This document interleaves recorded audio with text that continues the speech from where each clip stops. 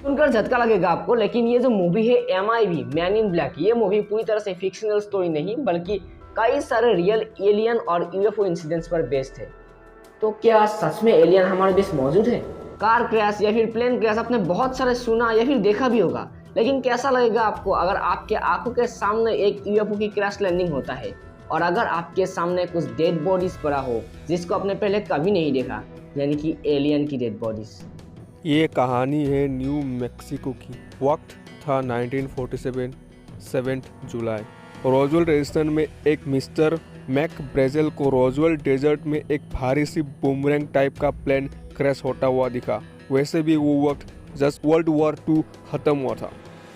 ये बात जब रोजवेल एयरफोर्स को पता चला तो उन लोगों ने 2 ऑफिसर्स के साथ जैसे मार्शल को वहाँ पर इन्वेस्टिगेशन के लिए भेजा कि जाओ जो भी मिले उठाकर लेके आओ, रिसर्च करना। फिर उन टूटे हुए पार्ट्स पर रिसर्च हुआ और कुछ टाइम बाद एक आर्मी ऑफिसर ने उसको एक क्रैश्ड UFO की पार्ट डिक्लेयर कर दिया। लेकिन ऐसे सबके सामने सच्चाई बता देना मेजर रमे को पसंद नहीं आया और उन्होंने फिर से मीडिया के सामने एक स्टेटमेंट दिया कि वहाँ पर जो क्रैश हुआ था वो कोई UFO नहीं बल्कि एक वेदर बैलून था। पर उसके बाद एक वेदर बैलून के टूटा हुआ पार्ट्स को मीडिया को दिखाया गया और पूरे केस को शट डाउन कर दिया गया।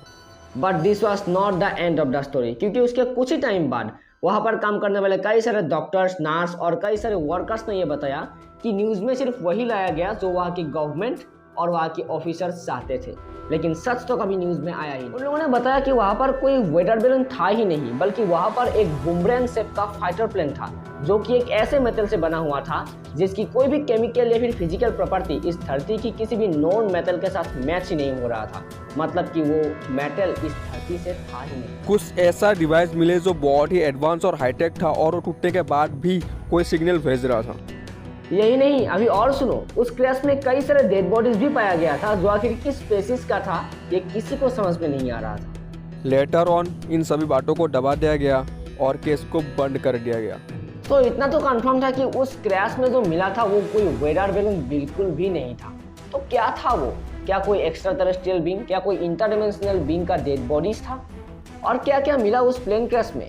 आखिर क्या किया गया उन साइंटिस्ट के साथ जिन्होंने इस पर रिसर्च किया था? सब बताएंगे, सभी राज खोलेंगे अगले वीडियो में।